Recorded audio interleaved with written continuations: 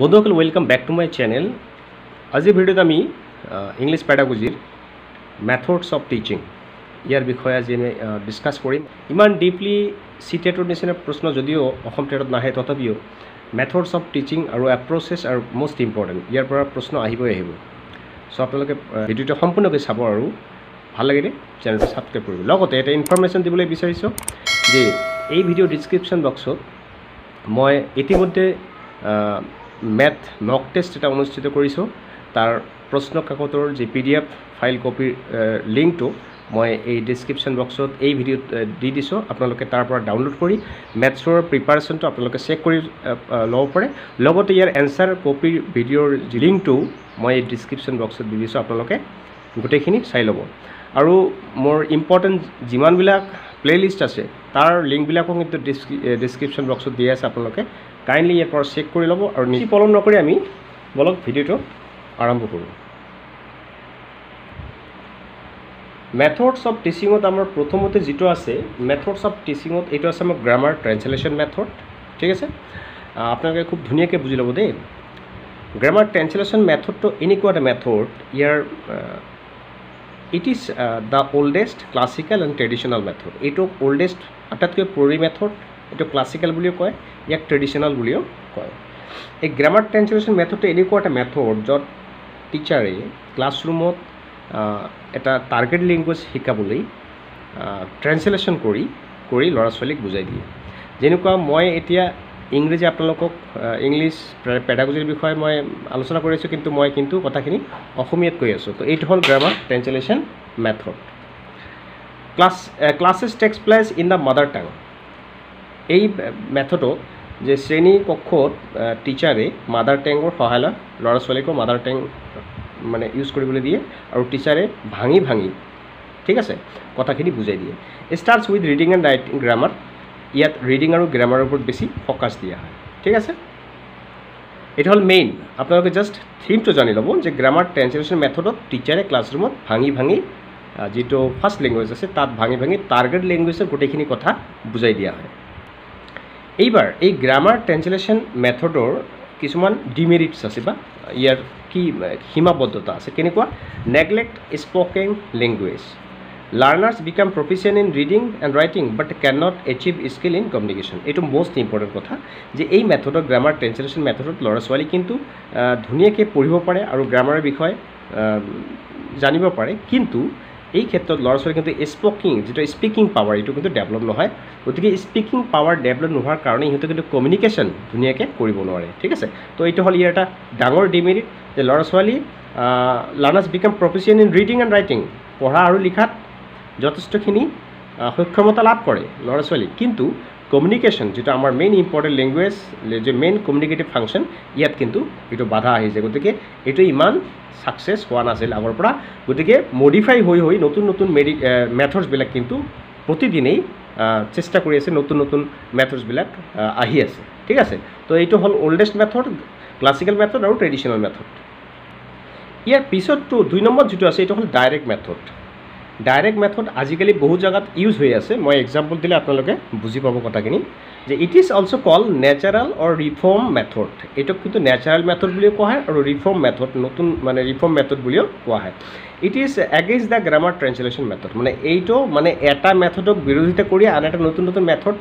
আজিলৈকে কিন্তু তেনেকৈ ডেভেলপ হৈয়ে আছে। গতিকে এইটো আছিল against the grammar translation method. ভাঙি যে গ্ৰামাটিকেল মাদাৰ টেংকত ইউজ কৰি যে আমি ল'ৰা ছোৱালীক বুজাই দিম,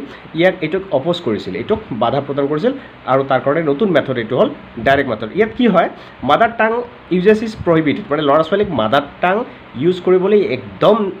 নিষেধ কৰা হয়, বা কোনো স্কুলত তো মাদাৰ টাং ইউজ কৰিলেই ফাইনো লগাই দিয়া হয়। গতিকে এইটো হ'ল ফ'কাছ অন স্পিকিং। যেনেকুৱা গ্ৰামাৰ ট্ৰান্সলেশ্যনত স্পিকিংটোক নেগলেক্ট কৰা হৈছিল, ইয়াত কিন্তু স্পিকিং আৰু লিচেনিংটোক মেইনলি ফ'কাছ কৰা হৈছে যাতে কমিউনিকেটিভ স্কিলটো ডেভেলপ কৰিব পাৰে। আৰু গ্ৰামাৰ আৰ টট ইনডাইৰেক্টলি বা ইনডাইৰেক্টলি। যদি ল'ৰা ছোৱালী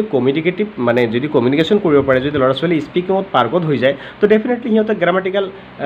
ইনডাইৰেক্টলি সিহঁতে শিকি ল'ব। ইয়াত আৰু ইমান ডাঙৰ কথা নহয়। টিচাৰে কি কৰে, pictures objects actions R used. ইয়াত কিন্তু পিকচাৰ অবজেক্ট আৰু একশ্যন এইবিলাক কিন্তু পইণ্টছ, মেইন কি পইণ্টছ। আপোনালোকে এইবিলাক কথাই মনত ৰাখিব, যদি পৰীক্ষাত আহি যায় আপোনালোকে ধুনীয়াকৈ এনচাৰ কৰিব পাৰিব। চ' পিকচাৰ অবজেক্ট মানে বস্তু এইবিলাক একশ্যন কাৰ্য ইত্যাদি এইবিলাক ইনভলভ কৰা থাকে গোজ ফ্ৰম কংক্ৰিট মানে মেটেৰিয়েল টু এবষ্ট্ৰাক্ট কোনো বস্তুৰ সহায়লৈ আলোচনা কৰি শেষত মানে এবষ্ট্ৰাক্ট নলেজ যিটো মানুহৰ এবষ্ট্ৰাক্ট যিটো ধাৰণা যিবিলাক 5 সেন্সৰ জৰিয়তে আমি যিবিলাক কাম কৰোঁ যেনেকুৱা এইটো আমি টাচ কৰিব নোৱাৰোঁ মানে চিন্তাধাৰাবিলাক অলপ কাল্পনিক টাইপৰ হৈ যায় প্ৰথমতে আৰম্ভ কৰে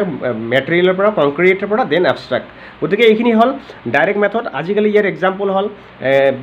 কিছুমান ইংলিছ মিডিয়াম স্কুলত আপোনালোকে দেখিব যে মোষ্ট অফ দ্য বেছিভাগ ইংলিছ মিডিয়াম স্কুলত কিন্তু ডাইৰেক্ট মেথডটো ইউজ কৰি আছে কাৰণ সিহঁতৰ ল'ৰা ছোৱালীক ক্লাছত মাদাৰ টাং বা ফাৰ্ষ্ট লেংগুৱেজ ইউজ কৰিবলৈ নিদিয়ে সিহঁতে কিন্তু যদি হিন্দী কিবা ছাবজেক্ট শিকাই আছে তেনেহ'লে হিন্দী ব্যৱহাৰ কৰিব লাগিব আৰু ইংৰাজী যদি কিবা ছাবজেক্ট শিকাই আছে গতিকে ইংৰাজীয়ে ব্যৱহাৰ কৰিব লাগিব গতিকে ডাইৰেক্ট মেথডটো আজিকালি প্ৰাইভেট স্কুলবিলাকত খুব মষ্টলি এইটো ইউজ হৈ আছে ইয়াৰ পিছতটো হ'ল যে ডাক্তৰ ৱেষ্ট নিউ মেথড এইটো ডেভেলপ কৰিছে doctor Michael West doctor West method এইটো এটা ইম্পৰ্টেণ্ট আজিকালি এইটো যেহেতু নতুন এটা মেথড ডেভেলপ হৈছে আমি এইটো জানিবই লাগিব এগেইনষ্ট ডাইৰেক্টত আকৌ ডাইৰেক্ট মেথডৰ এগেইনষ্ট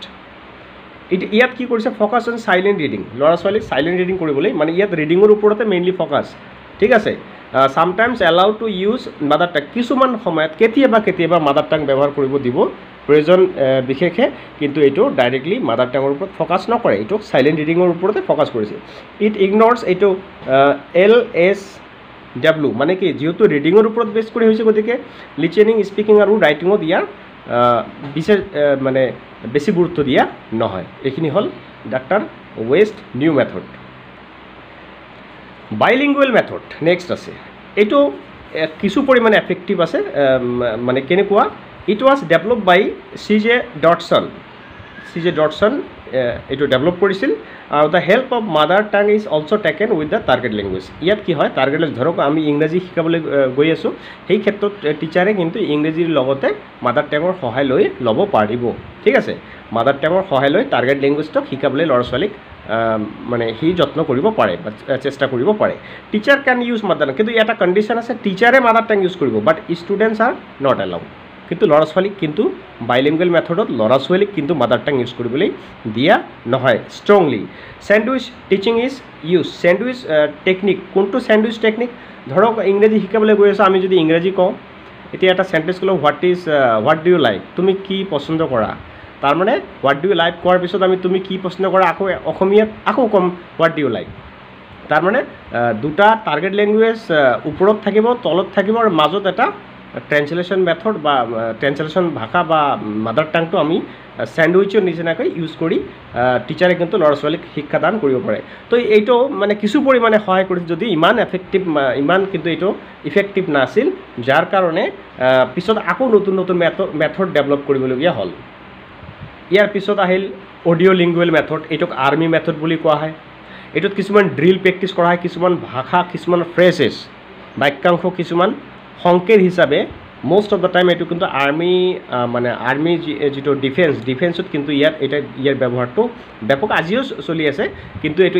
স্কুলীয়া শিক্ষাত ইমান ফলপ্ৰসূ নহয় কাৰণ ল'ৰা ছোৱালীক ড্ৰিল শিকাই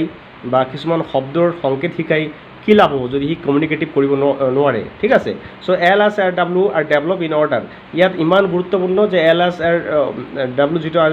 যে listening speaking reading and writing এইটো কিন্তু এটা ছিষ্টেমেটিকত খুব লাহে এইটো ডেভেলপ হ'ব ইন অৰ্ডাৰলি হ'ব মেইনলি ইউজড ইন আৰ্মি এইটো কিন্তু বেছিকেলি আৰ্মিত ইউজ কৰা হয় চ' অডিঅ' লিংগুৱেল মেথডটো আমাৰ স্কুলত কেতিয়াবাহে আমি ল'ৰা ছোৱালীক কিছুমান নাটক প্ৰেক্টিছ বা বিভিন্ন ধৰণৰ তেনেকুৱা চিচুৱেশ্যনত কিন্তু আমি ল'ৰা ছোৱালীক কেতিয়াবা এই অডিঅ' লিংগুৱেল মেথডৰ সহায় লৈ কিবা পাৰ্টিকুলাৰ বস্তু শিকাবলৈ যাওঁ but it is not broadly use in our school right now okay so' let's go' to the next one communicative language teaching method CLT বুলিও কোৱা হয় C means communicative language technique বা টিচিং ঠিক আছে এইটো আটাইতকৈ গুৰুত্বপূৰ্ণ এইটো আজিলৈকে দ্য বেষ্ট ওৱান ঠিক আছে কেনেকুৱা এইটো ইনভলভ কৰে ছেটছ অফ প্ৰিন্সিপল কিছুমান নীতি নিয়ম ইয়াত অন্তৰ্ভুক্ত কৰি টু ডিটাৰমাইন জানিবলৈ বা বিচাৰিবলৈ দ্য মেইন গ'লছ ল'ৰা ছোৱালীৰ কি কাৰণত কোনটো বিষয়ৰ ওপৰত আমি শিক্ষা দিবলৈ গৈ আছোঁ কোন বিষয়ৰ ওপৰত ল'ৰা ছোৱালীক শিক্ষা দিবলৈ গৈছে এই মানে আমাৰ মেইন গ'লটো ইয়াৰ গ'ল পইণ্টটো আমি নিৰ্ধাৰিত কৰিবলৈ ল'ৰা ছোৱালীক কিছুমান নীতি নিয়মৰ জৰিয়তে টিচাৰে আমি ক্লাছৰুমত বিভিন্ন ধৰণৰ ইনক্লুডিং TLM মানে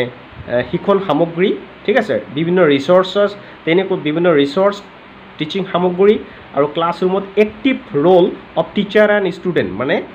শিক্ষক আৰু ছাত্ৰ দুয়োৰে সমানভাৱে এক্টিভভাৱে কোনো এটা বিষয়ৰ ওপৰত আমি সমানভাৱে এক্টিভ হৈ ল'ৰা ছোৱালীক বিভিন্ন সামগ্ৰীৰ জৰিয়তে সিহঁতৰ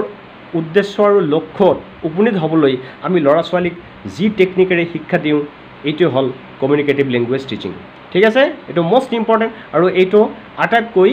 ইফেক্টিভ ঠিক আছে most appropriate method and it is socially acceptable আজিকালি এইটো সমাজত গ্ৰহণযোগ্য কাৰণ যেতিয়া টিচাৰ আৰু ষ্টুডেণ্ট দুয়ো ইনভলভ থাকি কোনো এটা কাৰ্য আমি শিকাম বা কোনো এটা ভাষা শিকাম সেই ক্ষেত্ৰত আমি এক্টিভভাৱে ল'ৰা ছোৱালীক মানে শিক্ষাদান যিটো কাৰ্যপ্ৰণালী এইটো কিন্তু সমাজেও মানি লৈছে আৰু এইটো একচেপ্টেবল গতিকে এইটো আটাইতকৈ ফলপ্ৰসূ কাৰণ ইয়াত শিক্ষক আৰু ছাত্ৰ ছাত্ৰীৰ সমান ভূমিকা থাকে আমি ল'ৰা ছোৱালীক নিজৰ নিজৰ লক্ষ্যত উপনীত হ'বলৈ যথেষ্টখিনি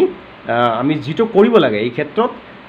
এই কামখিনি কিন্তু আমি এক্টিভভাৱে তাৰ লগতে বিভিন্ন শিক্ষণ সামগ্ৰীক আমি লগত লৈ এইবিলাকৰ সাহায্যত আমি ল'ৰা ছোৱালীক কিন্তু শিক্ষাদান সম্পূৰ্ণ কৰোঁ গতিকে এইটো আছিল আটাইতকৈ মষ্ট ইফেক্টিভ তো এয়া আছিল টিচিং মেথড গতিকে এই মেথড কেইটাৰ বিষয়ে আপোনালোকে জানিলে কেনেকুৱা লাগিছে যদি ভাল লাগিছে কাইণ্ডলি এই চেনেলটো আপোনালোকে ছাবস্ক্ৰাইব কৰিব আৰু লগতে ভিডিঅ'টো শ্বেয়াৰ কৰিব আৰু ডিছক্ৰিপশ্যন বক্সত অলৰেডি দিয়া বেলেগ বেলেগ ভিডিঅ'বিলাক মক টেষ্টৰ ভিডিঅ'বিলাক আপোনালোকে চাই আপোনালোকৰ প্ৰিপাৰেশ্যনখিনি ইতিমধ্যে কিমান দূৰ আগুৱাই গৈছে এইখিনি আপোনালোকে ধুনীয়াকৈ চাই লওক কাৰণ ইতিমধ্যে যিহেতু দুৰ্গা পূজাৰ শাৰদীয় উৎসৱ যিটো চলি আছে এইটো অহাকালি জৱনিকা পৰিব আৰু ইয়াৰ পিছত কিন্তু আমাৰ হাতত আৰু একো সময় নাই 31 যদি 31 অক্টোবৰ যদি পৰীক্ষা অনুষ্ঠিত হয় সেই ক্ষেত্ৰত কিন্তু সময় বহুত কম গতিকে এতিয়া মক টেষ্টবিলাক আপোনালোকে কিন্তু এটেণ্ড কৰিবই কাৰণ কুৱেশ্যনৰ পেটাৰ্ণ জনাটো বহুত গুৰুত্বপূৰ্ণ মই ইংৰাজীৰ ওপৰতো মক টেষ্ট ল'ম এই চেনেলটো চাই থাকিব ইয়াৰ জৰিয়তে নিশ্চয়কৈ আপোনালোকে কিবা নহয় কিবা উপকৃত হ'ব okay so' thank you for ৱাচিং দিছ ওৱান